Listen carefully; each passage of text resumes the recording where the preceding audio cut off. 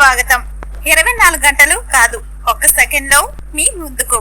చూస్తూనే ఉండండి నిరంతరం వార్త ప్రసారాలు. మహిళా దినోత్సవం నాడు ఈసారి జర్నలిస్టులు సోదరీమణులతో ఇంకా ఇతరత్ర ఏ ప్రొఫెషన్ లో ఉన్నా సన్మానించుకోవాలన్నా ఈసారి మనం మెయిన్ ఏజెండాలు అది పెట్టుకోండి అని గౌరవ ముఖ్యమంత్రి గారి ఆదేశాలు సూచనలకు అనుగుణంగా మిమ్మల్ని అందరినీ ఇక్కడ ఆడబిడ్డలందరూ ఎంత మంచిగా అటెండ్ అయ్యారో మనకు చాలా హ్యాపీగా ఉంది. మన స్టేట్ గౌరవాన్ని కూడా పెంచినట్లుందని తప్పకుండా మీ అందరికీ ఈ రాష్ట్ర ప్రభుత్వం ఎప్పుడు అండదండలుగా ఉంటది.